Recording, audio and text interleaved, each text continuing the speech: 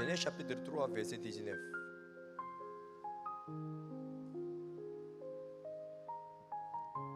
C'est à la sueur de ton visage que tu mangeras du pain, jusqu'à ce que tu retournes dans la terre, d'où tu as été pris, car tu es poussière, et tu retourneras dans la poussière. Ça maintenant la Bible nous a dit que nous sommes comment? Nous sommes comment? Nous sommes poussière. Et puis il a dit quoi? Il faut retourner dans la poussière. Tu es poussière. Tu dois retourner dans la poussière. La poussière, la terre, ça veut dire quoi? Lorsque vous pissez sur le carreau, c'est-à-dire le culte est fini, et puis tout le monde est parti, maintenant vous voulez uriner, mais toilette un peu loin, donc vous urinez ici. En urinant ici, vous allez sentir un peu de culpabilité ou vous ne sentirez pas la culpabilité. Hein? Vous allez sentir la culpabilité. Mais si vous pissez là-bas, vous allez sentir la culpabilité ou vous ne sentirez pas la culpabilité. Hein? Pourquoi? C'est la terre. On peut cracher. Je ne crois pas que pendant le culte, même si vous voulez cracher, vous crachez sur le carreau. Je ne crois pas que parmi vous, il y a une personne qui est comme ça. Ceux qui sont à côté ici au beau, hein? Celui qui dort, c'est secteur de Satan ou bien? Tiens! Satan a pris ça.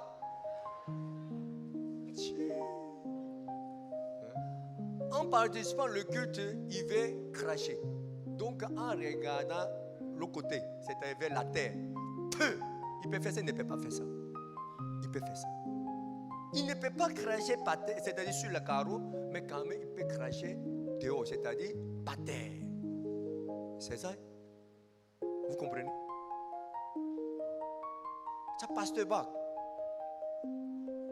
Il est un homme précieux, il n'est pas précieux. Hein? Il est précieux, il n'est pas précieux. Il est précieux. Il est utilisé grandement pour l'évangile. À travers lui, beaucoup de personnes sont sauvées. Comme quoi? Comme la terre a poussé 10 tonnes du riz. Avec ces 10 tonnes du riz, on peut nourrir combien de personnes? On peut sauver beaucoup de personnes, n'est-ce pas? C'est ça? Voilà, à travers cette terre, on a eu 100 tonnes de maïs ou bien 100 tonnes de pommes de terre. Donc, avec ce qu'on a eu de cette terre, on peut nourrir beaucoup de personnes. C'est ça? Vous comprenez? Donc, cette terre a fait un bon travail, un travail précieux. C'est pas ça? Vous comprenez? Est-ce qu'on ne peut pas pisser sur cette terre? Hein? Pourquoi? C'est la terre et la terre. Vous comprenez? Amen. Oui, cette terre est différente de la terre qui est sale. Il y a beaucoup d'épis, beaucoup de ronces. C'est-à-dire c'est inutilisable. Il y a des personnes qui sont utilisables, il y a des personnes qui sont inutilisables. Même si cette terre est utilisable, même si on a bénéficié beaucoup de choses à travers cette terre est toujours la terre. Vous comprenez? C'est donc dans la vie de Pasteur, il ne doit pas avoir de problème. Il peut avoir des problèmes, il ne peut pas avoir de problème. Il peut être méprisé ou il ne doit pas être méprisé. Hein? Il peut être traité injustement ou il ne doit pas être traité injustement. Pourquoi? C'est la terre. Même si 1000 personnes, même si 100 000 personnes, même si 1 million de personnes, même si 100 millions de personnes sont sauvées à travers lui, il est la poussière. Vous comprenez? Amen. Vous comprenez? Effectivement, lorsque j'ai vu la vie de Pasteur Ba, même s'il est utilisé grandement pour l'évangile, dans sa vie il y a beaucoup de difficultés, dans sa vie il y a beaucoup de problèmes. Quelquefois il est maltraité, il était traité injustement. Et je ne comprenais pas. Seigneur, il est ton serviteur. Il est grand serviteur de Dieu. Mais pourquoi il doit traverser ce genre de situation? Pourquoi il doit être traité comme ça? Pourquoi il doit avoir beaucoup de difficultés dans sa vie? Il y a quoi? Qu'est-ce que la réponse de Dieu? Qu'est-ce que sera la réponse de Dieu? Il est la terre. Si Pasteur Ba dit à Seigneur, Seigneur, je ne comprends pas. Toute ma vie, pendant toute ma vie, j'ai vécu pour toi, pour l'évangile. Mais pourquoi je dois rencontrer ces gens de difficultés? Pourquoi je dois être maltraité comme ça? Pourquoi Dieu va dire quoi? Tu es poussière. Il faut retourner dans la poussière. Amen. Même si tu es utilisé grandement, même si tu es utilisé précieusement, mais tu ne dois pas oublier que tu es poussière. Tu es la poussière. Il faut retourner dans la poussière. Vous savez, ma femme, elle est une femme calme, douce. Elle est une femme qui parle gentiment, doucement, avec le mot qui est vraiment aimable. Elle est comme ça. Hein? Elle n'est pas comme ça. Elle est méchante encore. Hein?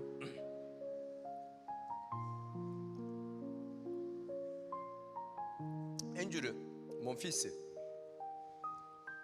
hein, il a dit à sa maman, c'est-à-dire à ma femme, maman, il faut parler gentiment en utilisant certains mots qui sont bien, comment, aménagés,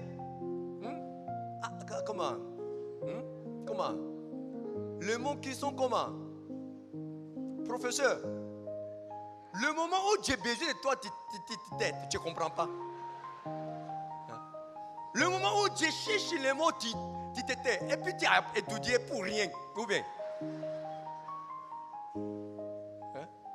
Comment tu dois être utilisé pour ça? Apaisante. Dans ce moment-là, par exemple, si votre enfant parle comme ça, comment vous allez répondre? Comment vous allez dire à votre enfant? Pardon mon enfant, vraiment j'ai parlé trop fortement ou bien j'ai utilisé certains mots qui ne sont pas très bons. Donc voilà, moi aussi je vais arranger. Donc pardonne-moi. Vous allez dire ça? Hein? Vous allez dire ça? Ma femme, elle a crié sur mon enfant, c'est-à-dire sur notre enfant. Je suis ta maman. Donc Dieu peut te parler mal.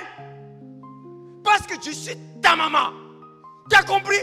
Je peux te frapper, je peux te chicoter, je peux te parler mal parce que je suis ta maman. Tu as compris? Accepte. C'est une bonne maman, ce n'est pas bonne maman. Hein? C'est une bonne maman. En tout cas, lorsque ma femme a parlé à Ousson avec cette manière, j'ai aimé ça. Vraiment, j'ai aimé sa manière de parler. C'est ça.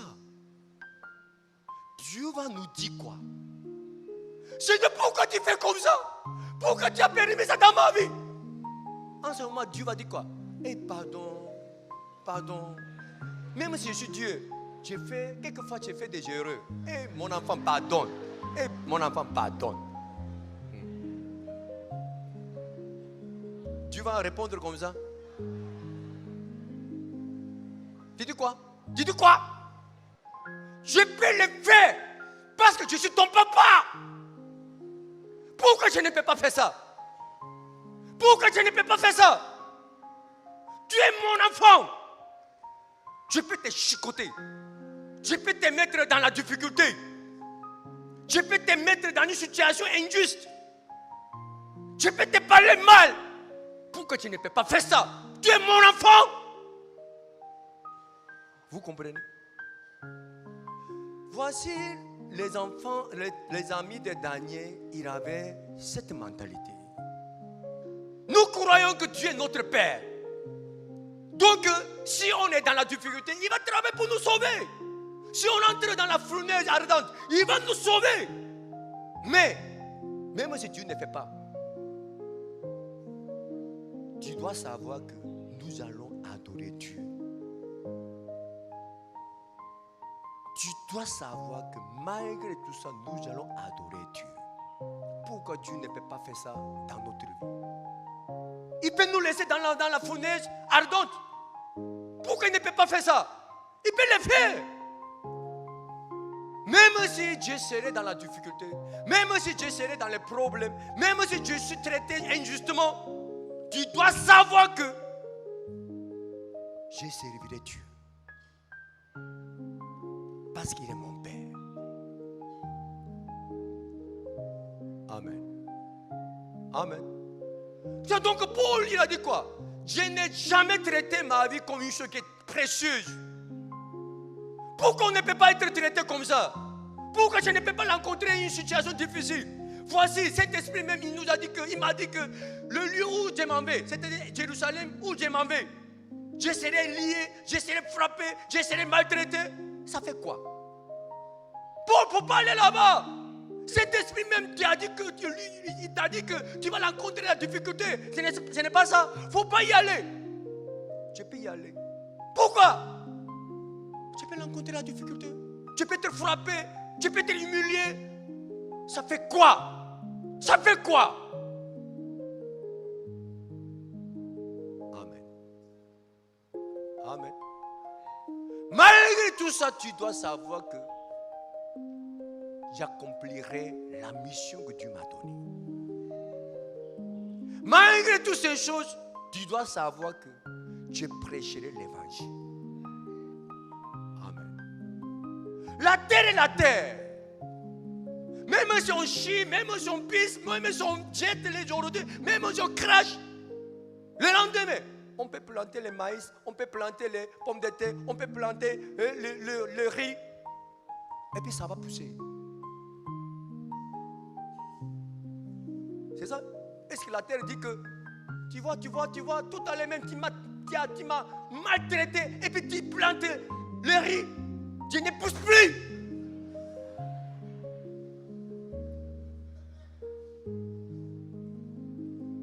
Est-ce qu'il va dire ça?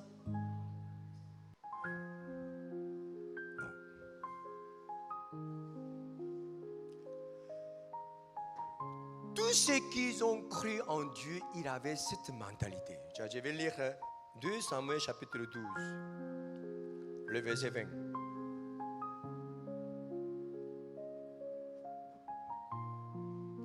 Alors David se leva de terre. Il se leva, soignit et changea de vêtements. Puis il alla dans la maison de l'Éternel. C'est ça? Ah, ok. Changea de vêtements. Puis il alla dans la maison de l'Éternel et se prosterna de retour chez lui. Il demanda qu'on lui servit à manger et il mangea. C'est-à-dire, après, il a perdu son enfant. C'est-à-dire, son enfant était mort. C'est-à-dire, avant, verset 21, ses serviteurs lui dirent: que signifie ce que tu fais? Tandis que l'enfant vivait, tu gênais et tu pleurais. Et maintenant que l'enfant est mort, tu te lèves et tu manges. Donc le serviteur de David, il ne comprend pas. Ils ont pensé que si David a annoncé que l'enfant est mort, il serait découragé, il va pleurer, et puis il va dire que je ne mange plus, enlevez la nourriture. Ils ont pensé comme ça. Mais lorsqu'ils ont informé à David, voilà, ton enfant est mort, hein? Mon enfant est mort. Et puis il s'est levé, et puis envoie la nourriture, et puis il a bien mangé. Donc le serviteur de David, il ne comprend pas. On a pensé que tu serais découragé, et puis tu vas crier, tu vas pleurer. On a pensé que tu vas réagir comme ça. Mais au contraire, tu te lèves, tu manges bien. Pourquoi? 22.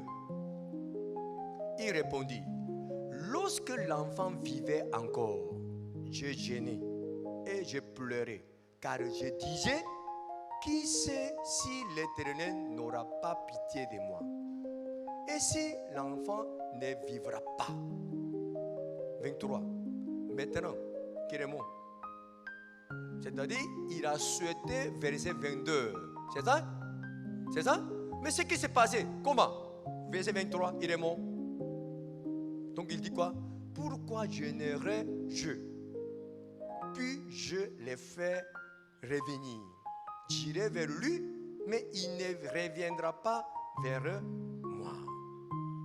Ça veut dire quoi? Même si Dieu ne fait pas comme ce que je voulais, je suis prêt d'accepter Dieu qui ne fait pas comme ce que je voulais. Mon enfant est mort. Pourquoi mon enfant est mort? Je ne peux pas accepter ça. Je ne peux pas supporter ça. Non. Ça fait quoi? Est-ce que mon enfant ne doit pas mourir? Tout le monde meurt. Mais pourquoi mon enfant ne doit pas mourir? Dieu peut enlever mon enfant. Ça fait quoi? Il a planté et puis il a enlevé. Ça fait quoi? Est-ce que Dieu ne peut pas faire ce genre de travail dans ma vie? Je suis quoi? Je suis quoi? Je suis la terre. Il peut faire tout ce qu'il veut. Il est mon père. Il y a quel problème? Il y a quel problème? Il y a problème? Ou il n'y a pas de problème? Il y a problème, il n'y a pas de problème. Il y a problème, il n'y a pas de problème. Il faut dire la vérité. Il n'y a pas de problème. Il n'y a pas de problème. Oui. Ça fait quoi? Pourquoi il ne peut pas faire ça dans ma vie? Pourquoi? Je suis qui même? Pasteur, pour le moment, je ne peux pas accepter. Je ne peux pas accepter que Dieu fasse ces genre de choses dans ma vie. Tu es quoi même? Tu es quoi? Tu es qui? Et puis Dieu ne peut pas faire ça dans ta vie. Tu es qui même? Tu ne dois pas avoir de problème. Tu ne dois pas avoir de difficultés. Qui es-tu?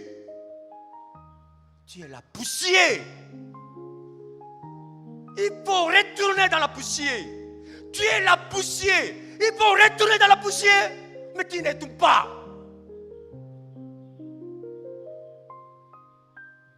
Le carreau, ça vient de la poussière. Même si tu es carreau, tu dois retourner dans la poussière. Seigneur, je suis le carreau, ce n'est pas la terre. Tu peux cracher sur la terre, tu ne peux pas cracher sur le carreau. Je suis carreau. Mais Dieu va dire quoi?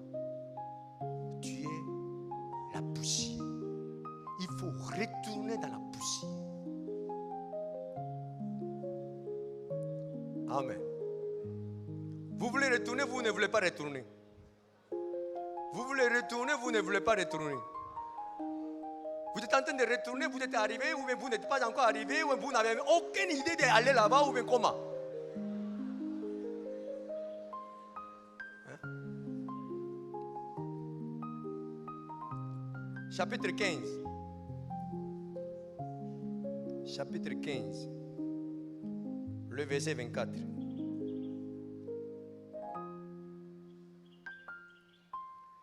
Shadok était aussi là, et avec lui tous les Lévites portant l'arche de l'alliance de Dieu.